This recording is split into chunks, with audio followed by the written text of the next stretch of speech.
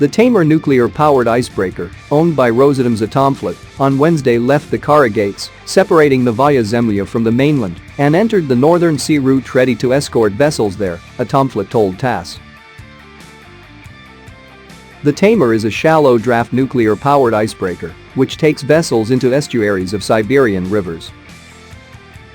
The icebreaker can crash ice of up to 2 meters thick. If the ice is 1.77 meters, the icebreaker's speed is 2 knots. The Taimyr works at air temperatures up to -50 degrees. The Norilsk Nickel Company, Nornickel, earlier reported its regular oil product supplies to the Taimyr Peninsula would continue in winter. For the supplies along the Northern Sea route, the company would use the Yenisei ice-class tankers and other vessels, escorted by icebreakers. Rosatom and Nornickel signed an agreement on icebreaker services in 2018, and in 2021 the deal was extended to 2030. Additionally, Rosatom extends terms of icebreaker services. Formerly, the Taimyr Vagich-type icebreakers worked on the Northern Sea route from January to May, and under the new agreement the term is from November to May. The Northern Sea route is a shipping route and the main sea line in the Russian Arctic sector. It stretches along northern coasts of Russia across the seas of the Arctic Ocean, Barents, Kara, Laptev, East Siberian, Chukchi, and Bering Seas. The route consolidates European and Far Eastern ports of Russia and navigable river mouths in Siberia into a single transport system. The route's length is 5,600 kilometers from the Kara Strait to the Providence Bay.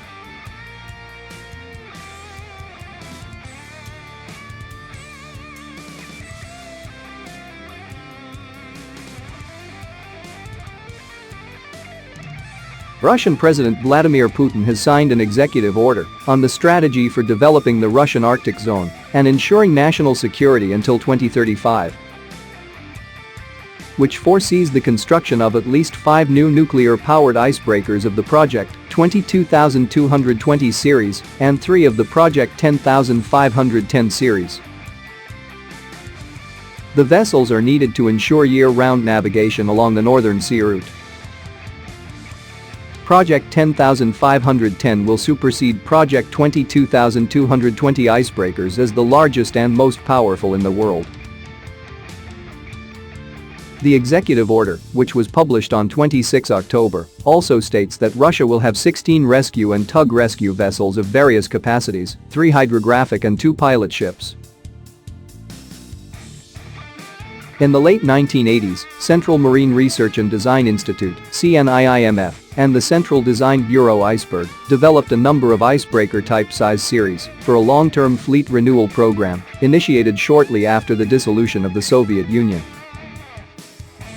In addition to smaller diesel-electric icebreakers, the proposed icebreaking vessels included 2 distinct nuclear-powered icebreaker designs: a 60-megawatt dual-draftline icebreaker and a 110-megawatt Leader icebreaker. The latter's primary mission would be to ensure reliable year-round shipping in the Russian Arctic, including transit cargo along the Northern Sea route, as well as transportation of raw materials and natural resources produced from the continental shelf. As traditional icebreaker-led convoys were seen preferable over independently operating ships, the principal characteristics such as a beam of 40 meters 42 millimeters, 130 feet 138 feet, and capability of breaking up to 3.5 meters 11.5 feet thick ice were specified with escorting of large tonnage vessels in mind. In the late 2000s, increasing shipping activity in the Russian Arctic and the prospect of turning the Northern Sea route into a year-round shortcut between Western Europe and Asia called for the development of more powerful icebreakers. The 110-megawatt icebreaker, now referred to simply as Leader, or lighter as romanized from the Russian word 845 at, was seen as the key for ensuring that large container ships could transit the Northern Passage in just 10 days.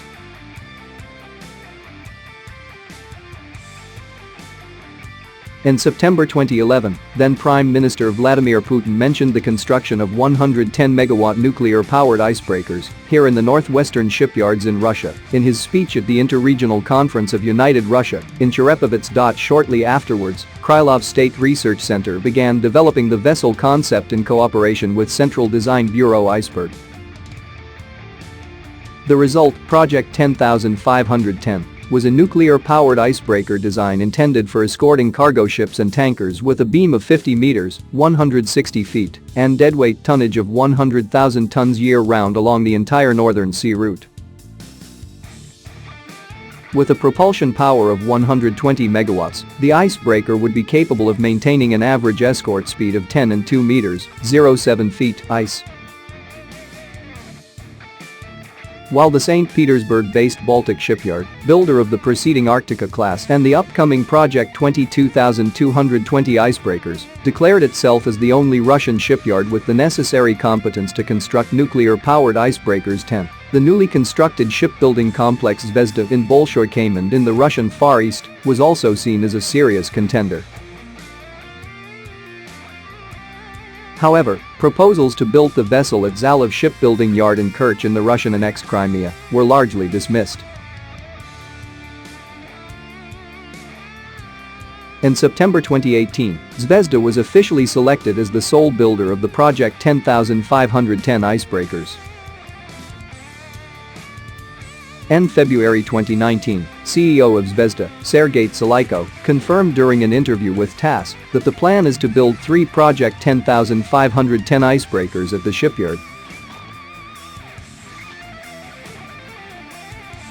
On 15 January 2020, shortly before resigning, then Prime Minister Dmitry Medvedev signed a governmental order allocating 125.57 billion rubles-16 of federal money for financing the construction of the first Project 10510 icebreaker for Rosatom from 2020 onwards and commissioning it by 2027.